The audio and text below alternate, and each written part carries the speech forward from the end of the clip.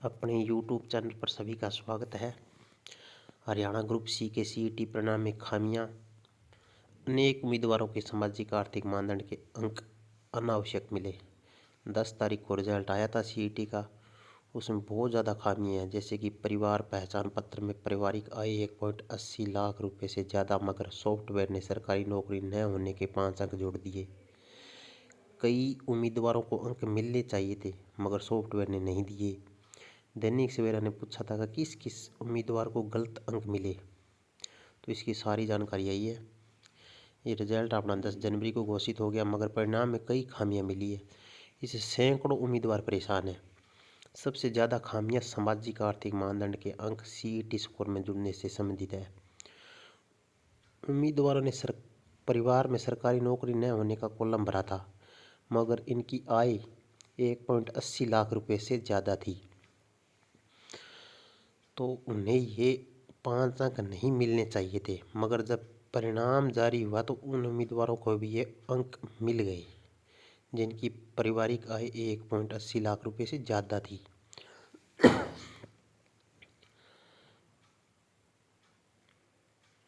इसी तरह काफ़ी उम्मीदवार ऐसे जिनकी पारिवारिक आय 1.80 लाख रुपए से कम थी, मगर उन्हें भी अंक नहीं मिले।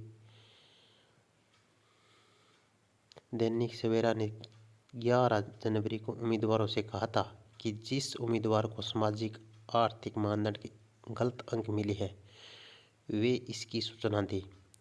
सैकड़ों उम्मीदवारों ने दैनिक सवेरा को जानकारी दी कि उम्मीदवार ने पिता न होने का कॉलम भरा था, मगर अंक नहीं मिले, और किसी ने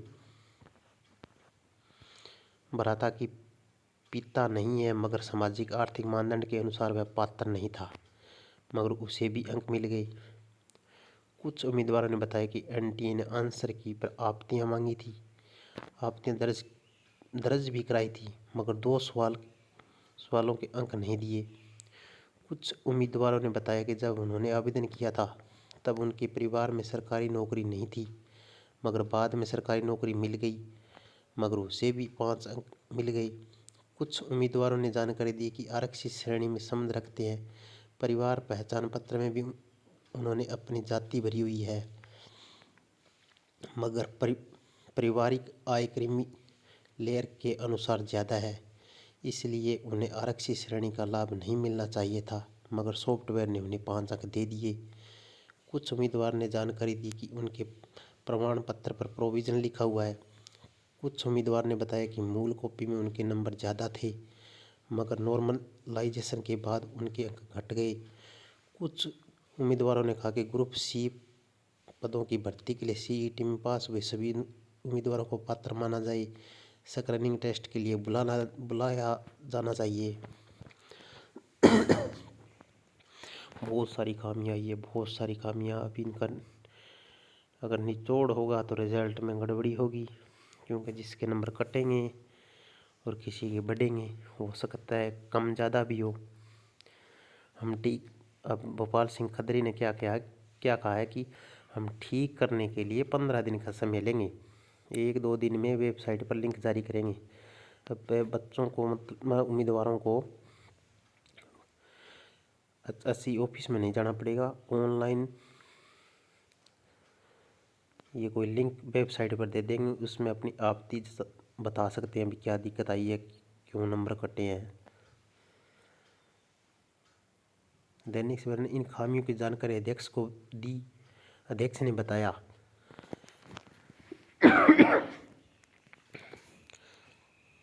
ने बताया आयोग के पास लगभग 100 उम्मीदवारों ने लिखित या व्हाट्सएप पर खामियां भेजी थी।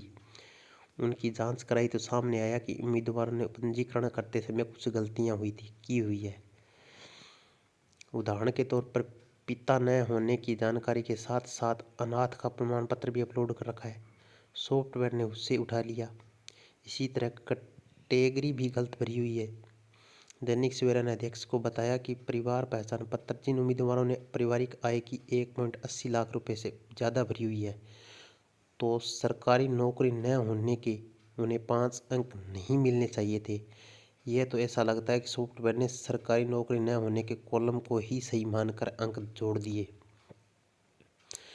सारी सॉफ्टवेयर में गड़बड़ी के कारण सारा सिस्टम थोड़ा सा मिसमैच हो गया है।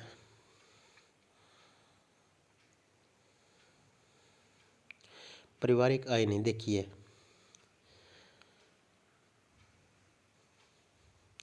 सिर्फ सॉफ्टवेयर ने क्या काम किया है कि सरकारी नौकरी नहीं है, 5 अंक दे दिए, ये नहीं देखा कि उनकी आय कितनी है। इसी पर अध्यक्ष ने कहा कि परिवार पहचान पत्र में कई परिवारों की पारिवारिक आय वेरीफाई नहीं हुई है। दैनिक सवेरा ने पूछा कि काफ़ी उम्मीदवार चाहते हैं कि जिन्हें नंबर गलती से मिले हुए हैं वे कट जाए, जिन्हें नहीं मिले हैं उन्हें मिल जाए। इसके लिए आयोग क्या करेगा? अध्यक्ष ने कहा, हम 1-2 दिन में आयोग की वेबसाइट पर लिंक फॉर्मेट जारी करेंगे। जो भी उम्मीदवार अपने अंक दुरुस्त करवाना चाहते हैं वे लिंक और फॉर्मेट पर ठीक करवा सकेंगे। उम्मीदवार अपना बिंदु भी लिख सकते हैं, जिसके बाद आयोग को ठीक कर देंगे। अभी तक जो आंकड़े हैं उसमें 3,57,562 बच्चे पास हुए हैं और 65,389 प्रोविजनली क्वालिफाइड है, यानी कि 7,73,572 ने परीक्षा दी थी। उसमें 4,77,926 पुरुष, 2,95,627 महिला, 19 थर्ड जेंडर, और जो पास हुए हैं वो है 2,25,005 पुरुष, 1,32,551 महिला और 6 जेंडर। कुल 4,16,010 क्वालिफाइड हुए हैं।